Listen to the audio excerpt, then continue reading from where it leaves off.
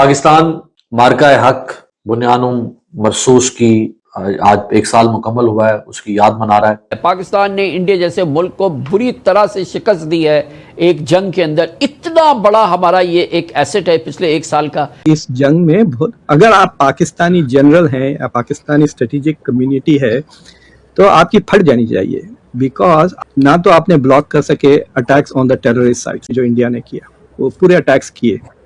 फिर जो third round में इंडिया ने एयरपोर्ट्स को मारा, उसको भी आप ब्लॉक नहीं कर सकते। आपके जितने भी अटैक्स हुए ऑन इंडियन इंफ्रास्ट्रक्चर, वो सारे इंडिया ने ब्लॉक कर दिए।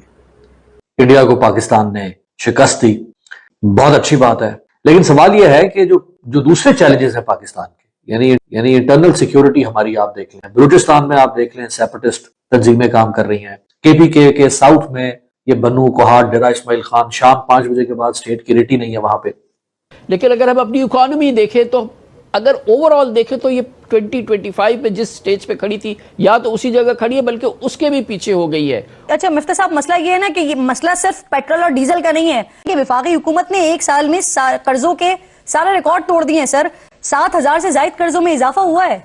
सारी मैन्युफैक्चरिंग इंडस्ट्री जो है 80% तो सारी मैन्युफैक्चरिंग इंडस्ट्री बैठ गई है पाकिस्तान में। तो दोस्तों, एक बहुत ही इंटरेस्टिंग बात पाकिस्तानी मीडिया में यह है कि एक तरफ जहां पे बाकायदा पाकिस्तानी गवर्नमेंट की तरफ से फोर्स किया जा रहा है पाकिस्तानी मीडिया को कि सिंदूर ऑपरेशन में भारत ने जो मार लगाई थी पाकिस्तान की, उसका एक ऑपोजिट नाम बुनियाने मरसून रख करके पाकिस्तानी एस्टेब्लिशमेंट ने पाकिस्तानी जनता को यह बताया कि पाकिस्तान भारत को हरा करके जीत चुका है। और आपने नोटिस किया होगा कि बाकायदा पिछले 1 साल से लगातार पाकिस्तानी लगभग हर रोज अपने टीवी चैनलों पे यही चीख करके कहते रहते हैं कि हमने भारत को जंग में घुटने पे ला दिए हैं, और उसका बाकायदा अब 1 साल पूरे होने पे सेलिब्रेशन भी कर रहे हैं, यानी उस पे पूरा का पूरा प्रोग्राम कर रहे हैं।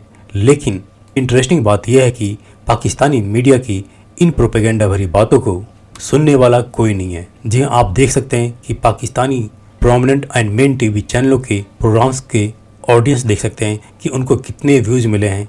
100, 50, 200, 1000 यानी 25 करोड़ पाकिस्तानियों में इतने ही लोगों ने देखा है। और मुझे लगता है कि इनमें से कई व्यूज तो भारत से भी होंगे। यानी हालात ये है कि ये पाकिस्तानी एनालिस्ट और टीवी एंकर्स की स्टूडियो में बैठ करके जो बड़ी बड़ी बातें हैं उसे पाकिस्तानी जनता भी समझ चुकी है, क्योंकि सच्चाई और धरातल पे जो हकीकत है ये वही है जो मुक्तदर खान ने कहा, और जिसमें खान साहब को भी मजबूरी में ही यह कहना पड़ा, क्योंकि भारत ने जो पाकिस्तान को पिटाई की थी उसके विजुअल्स और सबूत पूरी दुनिया के सामने हैं। लेकिन इसको छुपा करके ऑफ कोर्स पाकिस्तानी मीडिया अपने ही जीत का ढिंढोरा पीट रही है।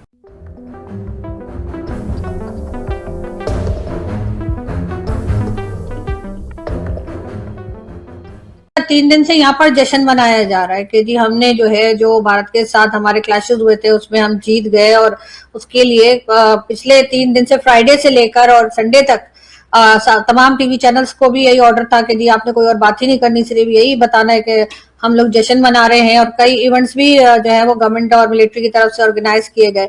नाज़रीन, भारत के खिलाफ मार्का हक में पाकिस्तान की शानदार फतह को आज 1 साल मुकम्मल हो गया है। इसी मुनासिबत से GHQ में एक पुरवकार तकरीब हुई जहां फील्ड मार्शल आसिम मुनीर ने वाज़ेह पैगाम दिया। नजमुल साकिब साहब, हमने जंग जीत ली और दुश्मन पर अपनी धाक बिठा दी। आज जब सैयद आसिम मुनीर साहब खिताब कर रहे थे तो उसमें उन्होंने कश्मीर के मसले को बहुत ज़्यादा स्ट्रेस दिया। क्या इस जीत को और बदलते हुए पावर डायनेमिक्स को पाकिस्तान यूटिलाइज कर सकता है कश्मीर कॉज के लिए? कश्मीर का मसला जो है ना वो हम सबको पता है, लेकिन जो डिटेल्स हैं वो शायद सबको पता नहीं। इस मार्का हक से कश्मीर का मसला, कुछ लोग कहते हैं जी क्या फर्क पड़ा, क्या फर्क पड़ा कश्मीर पे? कश्मीर का मसला तो वहीं पे है, वो जुल्म जबर, वो इस्तबदाद जो है वो तो मकबूजा कश्मीर में जारी है, हो रहे हैं एक्स्ट्रा जुडिशियल किलिंग्स हो रही हैं, लाशें हम जेल के यानी वो पानी से निकाल रहे हैं, तो फर्क क्या पड़ा? तो थोड़ा सा टेक्निकल लेवल पे बताना चाहूंगा कि जब कोई इंटरनेशनल डिस्प्यूट जिस तरह के फलस्तीन है या जिस तरह के कश्मीर है जी, उसको अगर बिल्कुल ही खत्म कर दिया जाए, डिप्लोमेसी से निकाल दिया जाए, बातचीत से निकाल दिया जाए और उसको मसला ही ना समझा जाए, तो वो एक तरह से पाकिस्तान के डिप्लोमेट्स की हार होती है, पाकिस्तान की डिप्लोमेसी की हार होती है। अब होता ये है कि ये जो मार्का हक होता है इसमें और यानी not less than the president of the United states, वो इसको बार बार नाम लेते हैं कि कश्मीर का मसला है जी। अब इसको हम टेक्निकल जबान में कहते हैं to internationalize the dispute of Jammu and Kashmir. Okay. अब ये हुआ कि इस मार्का हक से इंटरनेशनलाइज होता है आपका कश्मीर का इशू, और ये एक यूं समझिए कि उसका साइड इफेक्ट है, उसका एक बेनिफिट है उस मार्का हक का, जो कि आपको वैसे ही मिल गया बाय डिफॉल्ट, जिसको कहते हैं कि प्रेसिडेंट ऑफ यूनाइटेड स्टेट्स जो है वो कह रहे हैं कि ये मसला है। इसका मतलब ये है कि इंडिया की सिफारती हार होती है। जल्दी से 2-3 बातें और कर दूं ये कश्मीर के अलावा भी। देखिए, अब इंडिया जो है वो आपने अपने इंट्रो में जिस तरह सवालात उठाए ना, अब इंडिया पहलगाम या पुलवामा तो कर सकता है, तो फॉल्स फ्लैग तो वो करेगा, वो उसकी हसलत में है, बिल्कुल, लेकिन शायद ऑपरेशन सिंदूर ना करे, नंबर 1। नंबर 2, इजराइल जो है, जो कि जिसने लिस्ट में रखा हुआ था कि गजा, वेस्ट बैंक और उसके बाद लेबनान और उसके बाद, तो इजराइल को पता चला है कि ये नाकों चने चबवा देगा पाकिस्तान, तो ये नंबर 2 पे। तीसरी बात ये हुई कि आपकी मार्का हक के बाद से लेके अब तक ये जो आप फैसिलिटेटर बने हैं, मीडिएटर बने हैं जी, इसमें आपने सिफारती, अस्करी, सियासी, ये तीनों महाजों पे आपने कामयाबी हासिल की है, दुनिया मानती है। जफर लाली साहब, जैसे नजमू साकिब साहब ने कहा कि कश्मीर का इशू मार्का हक के बाद इंटरनेशनलाइज हो गया है, लेकिन इंटरनेशनल कम्युनिटी मुसलसल ये कहती है कि ये एक बायलैटरल इशू है, 2 ममालिक के आपस का मामला है जो उन्होंने मिलकर ही हल करना है। तो इंटरनेशनलाइज होने का क्या फायदा होगा? क्या इंटरनेशनल कम्युनिटी की इसमें कोई से आ जाती है? How do you interpret that?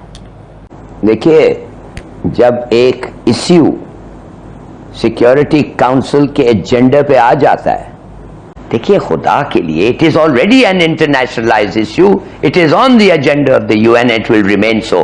पिछले मई से लेके इस मई तक 1 साल का मुख्तसर अरसा पाकिस्तान ने इंडिया जैसे मुल्क को बुरी तरह से शिकस्त दी है एक जंग के अंदर। इतना बड़ा हमारा ये एक एसेट है पिछले 1 साल का, लेकिन अगर हम अपनी इकोनॉमी देखें तो, अगर ओवरऑल देखें तो ये 2025 में जिस स्टेज पे खड़ी थी, या तो उसी जगह खड़ी है बल्कि उसके भी पीछे हो गई है। वही बुरा हाल, वही हमारी एफबीआर का हाल, हमारे टैक्सेशन का हाल, हमारे रेवेन्यूज का हाल, वही करेंसी इन सर्कुलेशन, वही अनडॉक्यूमेंटेड इकोनॉमी।